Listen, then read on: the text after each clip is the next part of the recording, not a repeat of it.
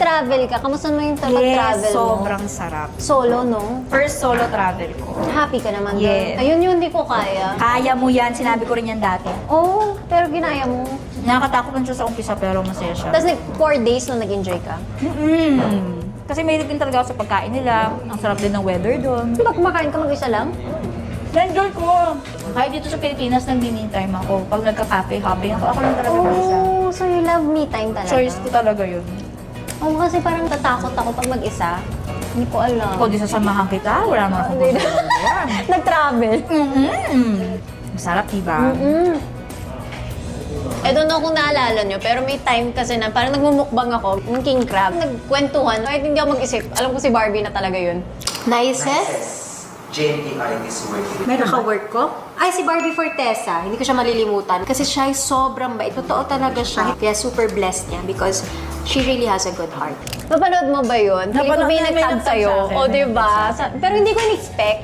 At hindi ko rin in-expect na sasabihin mo yun. Hoy, ano ka ba? Kasi ang Napakabait. tagal na nun. Pero totoo talaga guys, kasi naalala ko nung taping ako, hindi ako magaling mag-Tagalog. Tapos natatakot ako sa mga artista kasi kinakabahan ako. Lalo na si Barbie, lead role siya. Aba, baliktad tayo. Ako hindi ako marunong mag-English. Ano ba yun?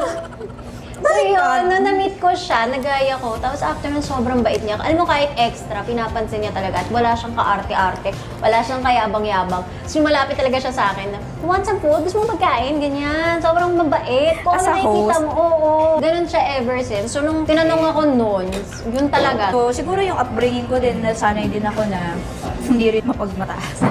Kasi hindi naman ako masyadong mataas. Alam mo yun? Yung Pero sa kasi akin. ibang tao, pag syempre may narating na or nagbibida or sumisikat, parang, who you? Sino ka? Siya talaga never. Hanggang ngayon, ganyan pa rin siya.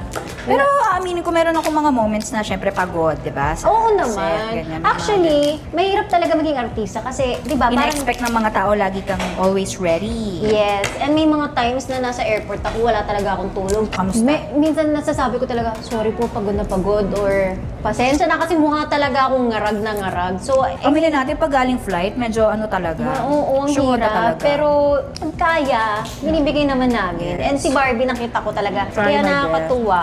Thank you naman. Dahil dyan, ang reward ko ay Ano? crab. O hindi yan, papadala Ano ba? nga kita. King crab. Ay, kayo rin na to, dear. Ang dami na nito. Sige na. Sige na nga.